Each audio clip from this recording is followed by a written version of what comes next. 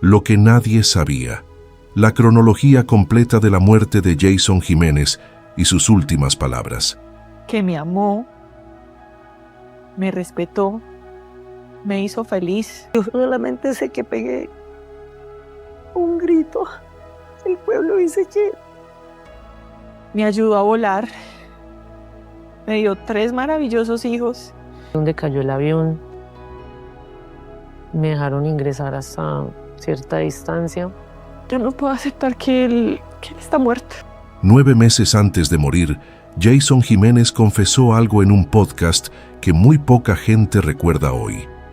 Dijo que había soñado 3 veces con su propia muerte en un avión. En los 2 primeros sueños lograba evitarla, pero en el tercero no había salida. Solo veía los titulares de los noticieros anunciando su muerte. Lo dijo con una calma que incomoda más que cualquier llanto. Y después siguió con su vida, con sus conciertos, con sus planes. Meses más tarde, su hermana Lina reveló que desde muy joven, Jason decía sentir que un espíritu de la muerte lo perseguía. Que en los días previos al accidente, pidió que estuvieran pendientes de sus hijos, que quería visitar a su abuelo antes de que de pronto pase algo, que soñó con llamas en su propio cuerpo que no podía apagar. Su esposa Sonia, meses después de la tragedia, dijo con la voz rota algo que nadie olvida: si las hubiéramos tomado seriamente. Jason Jiménez murió el 10 de enero de 2026 en un accidente de avioneta en Paipa, Boyacá. Eso Colombia ya lo sabe. Lo que Colombia no sabe es todo lo que ocurrió antes, todo lo que se dijo, todo lo que se prometió y todo lo que quedó sin cumplirse. Eso es lo que vamos a reconstruir hoy. Y si todavía no te has suscrito al canal, hazlo ahora, presiona el botón de suscripción y activa la campanita. Aquí hay investigación. Cada video que lanzamos vas a ser el primero en saberlo. Quédate hasta el final, porque lo que vas a descubrir en los próximos minutos nunca fue titular en ningún portal, nunca apareció en ninguna entrevista. Para entender lo que Colombia perdió ese día, primero hay que entender lo que él dejó incompleto. Este año nos íbamos a casar. Me quedé con mi anillo. Sonia Restrepo dijo eso con la voz partida en el programa Expediente Final, meses después del accidente, sin preámbulo, sin rodeos. Solo esa frase y el peso de todo lo que representa. El anillo de matrimonio que Jason había planeado ponerle en 2026 sigue con ella. Lo guarda como quien guarda un latido que no termina de apagarse. Pero las promesas no cumplidas son muchas más. Sonia Restrepo y Jason Jiménez llevaban más de una década construyendo una vida juntos. No era una relación de farándula ni de portadas de revista. Era una relación de todos los días, de llamadas entre conciertos, de criar hijos juntos, de pelear y reconciliarse, de soñar y planear. Jason le había hecho a Sonia 2 compromisos que para él eran sagrados, porque él era así, un hombre de palabra, de honor, de los que no prometen lo que no pueden cumplir. Le prometió que la llevaría a conocer el mundo, y le prometió que la ayudaría a ser profesional, a estudiar, a tener una carrera propia más allá de ser la esposa del cantante. Esas 2 promesas sí las cumplió. La ayudó a ingresar a la universidad, la apoyó mientras estudiaba contaduría pública, la vio graduarse, y después vinieron los nuevos sueños, los que quedaron abiertos. Quería ver a Camila, su hija mayor, cumplir 15 años. Quería que entrara a la fiesta a caballo, vestida de princesa, mientras él la miraba desde el primer asiento. Camila es hija biológica de Sonia, pero Jason la crió como propia desde pequeña, desde que era una niña que apenas empezaba a entender el mundo. Para él, era simplemente su hija, sin apellidos, sin condiciones. Luego estaba Taliana, de 7 años, y el pequeño Santiago, que nació en junio de 2024 y que apenas tenía 6 meses cuando su padre murió. El hijo varón que Jason tanto había querido tener, el bebé al que apenas estaba conociendo. Jason también quería volver al estadio El Campín. Había llenado ese escenario histórico y lo había convertido en el hito más grande de la música popular colombiana. Pero quería hacerlo de nuevo. Quería reafirmarse, Quería demostrar que no había sido un momento único, sino el comienzo de algo más grande. Voy a reafirmar que sí puedo. Voy a reafirmar el amor de mi gente, había dicho. Y tenía otro sueño que pocos conocían: internacionalizar su carrera. Estaba estudiando inglés. Quería llegar a México, a Estados Unidos, quería que su música cruzara fronteras de verdad.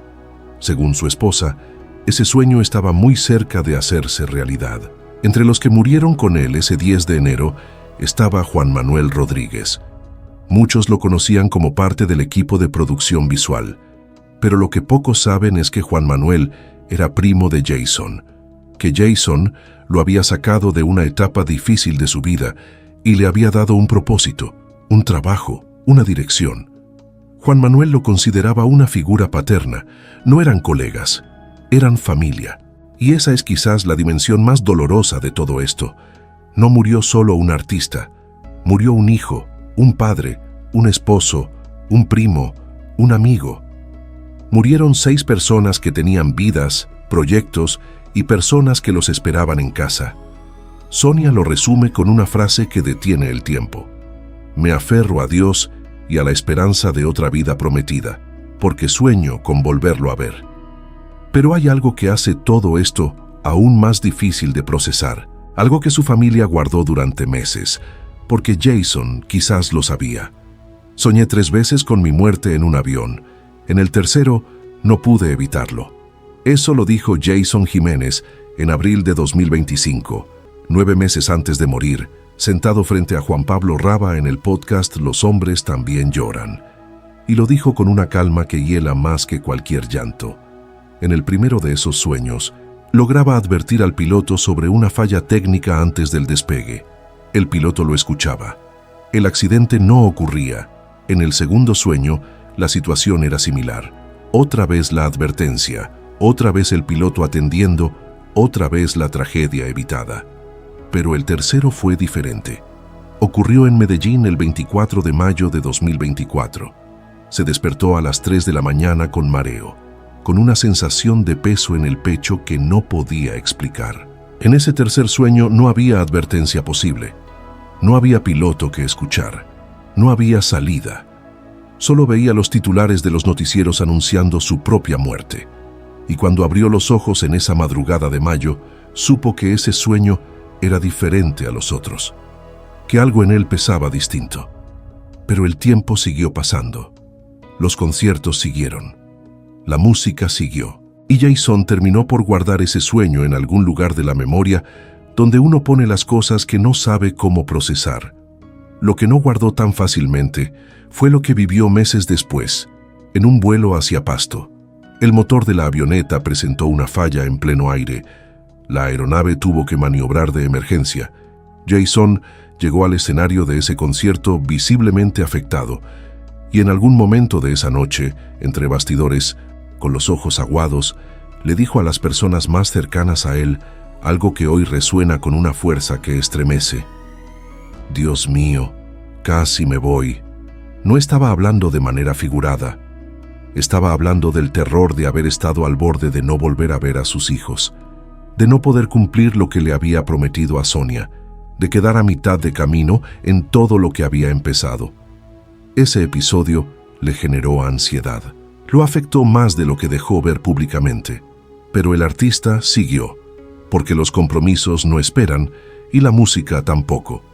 Y entonces llegaron los días previos al 10 de enero. Su hermana Lina recuerda que por esa época Jason hacía comentarios que, en su momento, sonaban como reflexiones pasajeras de alguien que piensa demasiado, pero que hoy son imposibles de escuchar sin que se pare el corazón. A mi mamá le gustaba hacer asados, siempre contaba con su familia para lo que fuera. Donde cayó el avión, me dejaron ingresar hasta cierta distancia. En una noche en la finca familiar, con la madre y Sonia en otro cuarto, Jason se sentó en el suelo porque estaba muy cansado y le dijo a Lina en voz baja: «Yo me voy a morir muy joven. A mí me persigue el espíritu de la muerte». Lina lo miró. No supo qué responder.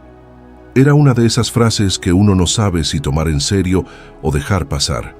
La dejó pasar. También contó que Jason tuvo un sueño perturbador en los días previos al accidente. Soñó que llevaba puesto un buzo gris, que sentía que las llamas lo envolvían y que intentaba quitarse el fuego del cuerpo con las manos. Cuando lo contó, su madre lo escuchó en silencio y dijo después lo que toda madre diría, que fueron señales que Dios le mostró, señales que nadie supo interpretar a tiempo. Y Sonia, meses después, con la voz rota y los ojos llenos de todo lo que no se puede nombrar, dijo frente a las cámaras la frase que resumió el dolor de toda una familia. Si las hubiéramos tomado seriamente. No hubo acusaciones en esa frase, no hubo culpa dirigida a nadie, solo el peso enorme de los «y si hubiera» que quedan después de una tragedia. La pregunta que nadie puede responder todavía, y que quizás nunca tenga respuesta, es la más simple y la más profunda de todas. ¿Presentía Jason Jiménez su propio final? Y con esa pregunta sin respuesta, volvamos a las últimas horas. Porque lo que ocurrió entre el 9 y el 10 de enero tiene detalles que nadie había contado juntos, hasta hoy.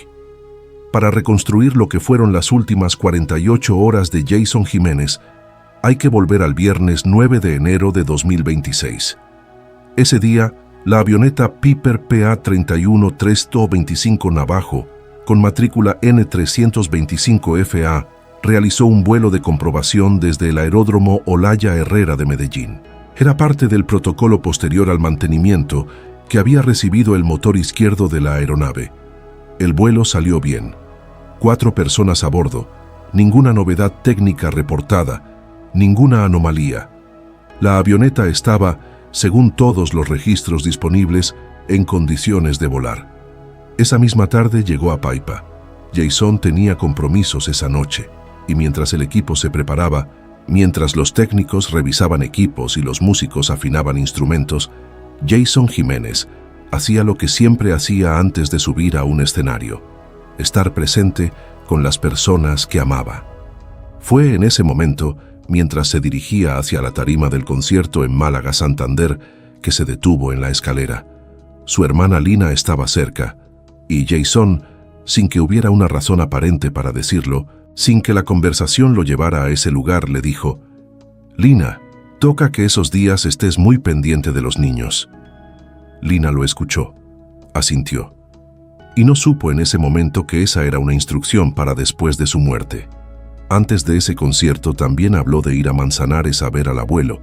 Le dijo a Lina que quería hacerlo después de la presentación en Marinilla, que quería verlo antes de que de pronto pase algo. Y añadió con la naturalidad de quien lleva años pensando lo mismo: aunque se puede morir uno primero. Lina lo escuchó. Lina siempre lo escuchaba. Esa noche, en el escenario de Málaga, Jason ofreció lo que sería su último concierto. No lo sabía, nadie lo sabía. Pero las personas que estuvieron allí recuerdan que en un momento de la presentación hizo una pausa entre canción y canción, miró al público y habló. Habló de gratitud, habló del año que empezaba, de la salud, de la familia, de los sueños. Les dijo a sus fanáticos que para los artistas es fundamental contar con el amor de un público tan querido como el colombiano. Y les mandó un mensaje especial a todos los soñadores, a quienes alguna vez aspiraron a tener una mejor vida. Esas palabras, que en otro contexto habrían sido simplemente el cierre emotivo de un buen espectáculo, se convirtieron esa noche, sin que nadie lo supiera, en su testamento emocional. Su hermana Lina tomó la última foto con él antes de ese show. No fue planeado ni solemne, fue porque a Lina le gustó el traje que Jason había elegido y quiso guardar el registro.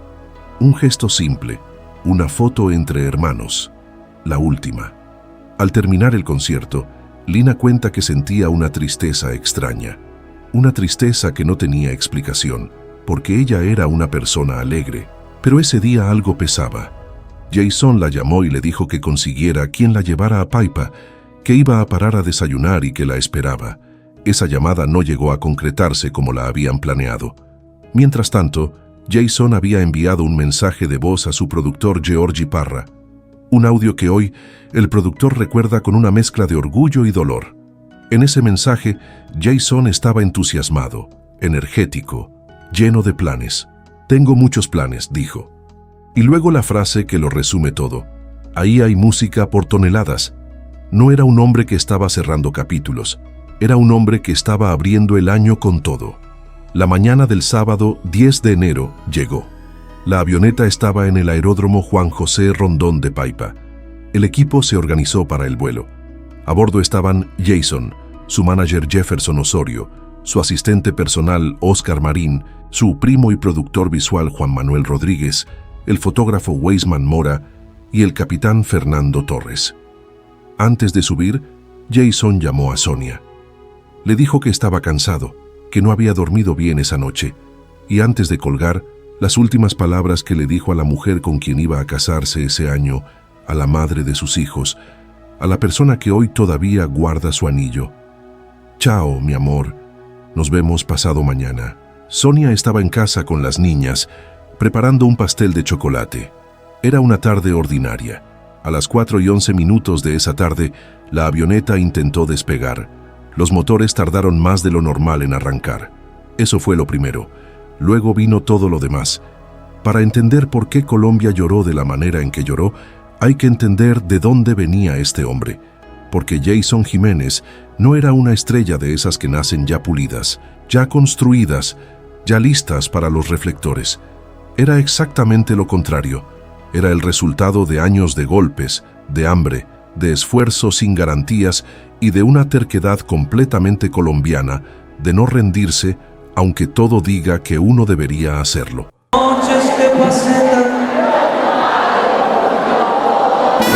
Me he sobrepuesto ya sin te aprendí a vivir, cuando te perdí.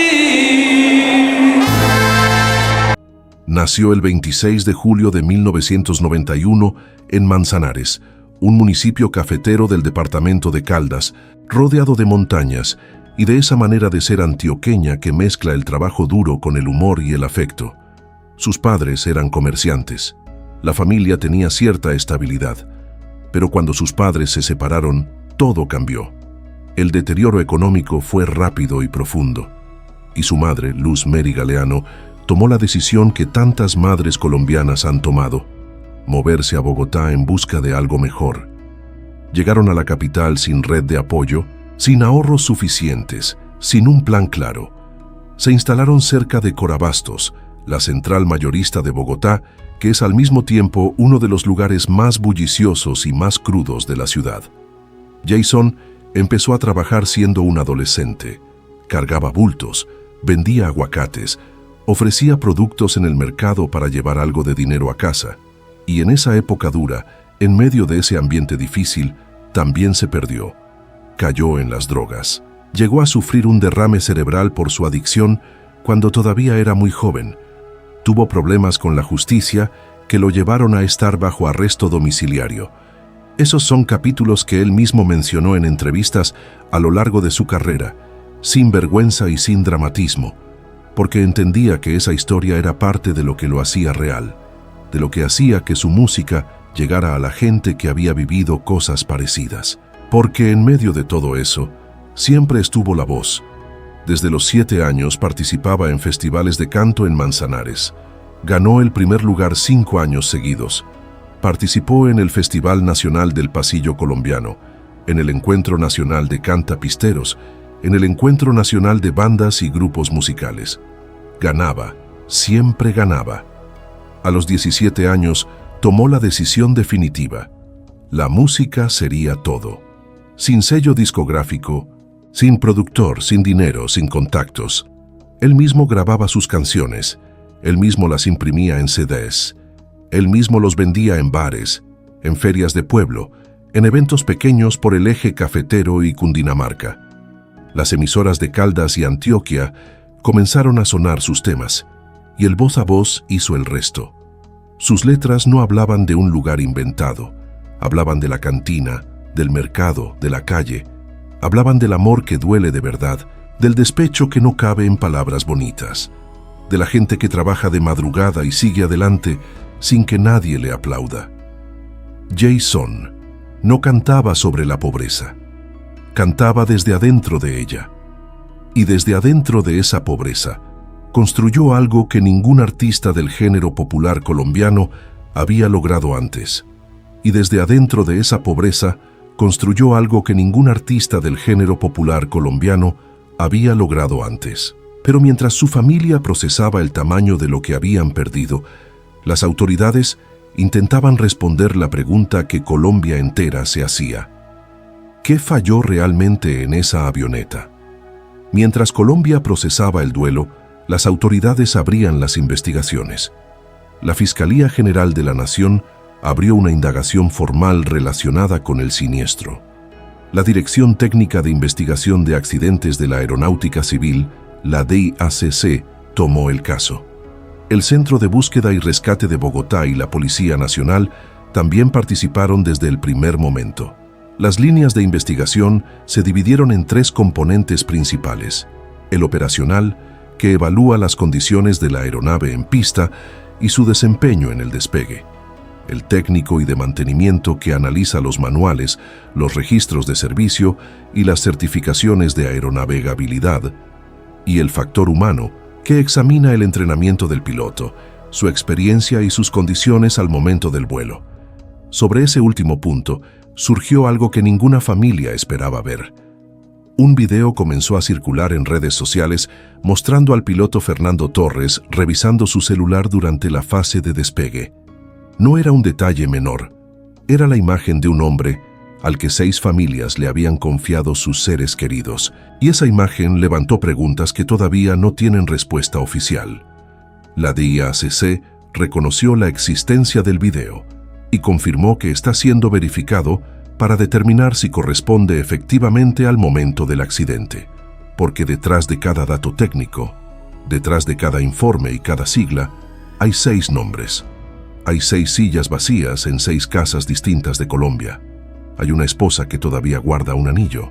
Hay un bebé de 6 meses que creció sin conocer la voz de su padre. Eso es lo que está en juego en esta investigación. El análisis técnico preliminar también reveló que el ala izquierda de la avioneta fue la más afectada en el impacto. La hélice izquierda apareció desprendida, lo que sugiere que la falla pudo haberse originado en ese lado. Testigos que estaban cerca del aeródromo describieron el sonido anómalo en uno de los motores justo después del giro en U. Las hipótesis que los investigadores no han descartado apuntan a una posible combinación de factores: una falla mecánica, un error humano y las complejas condiciones de operación de un aeródromo ubicado a más de 2.500 metros de altitud, donde el aire es más delgado y los motores trabajan con menos oxígeno. La familia fue enfática en desmentir que la avioneta estuviera en mal estado. «Viejo solo tenía el caparazón», dijo Sonia. «Todo lo demás era nuevo. Para despegar tiene que estar nuevo». Y sin embargo, las respuestas definitivas todavía no han llegado. Hasta la fecha de este documental, la Aerocivil no ha entregado el dictamen final sobre las causas del accidente. El proceso puede tardar más de un año. La incertidumbre pesa tanto como el luto. 6 familias esperan saber qué pasó exactamente en esos 2 minutos entre el despegue y el impacto. Colombia también espera. Y mientras la investigación sigue su curso, Colombia ya había dicho adiós a su manera, de la única forma que Jason hubiera querido, con música, con gente y con el corazón abierto.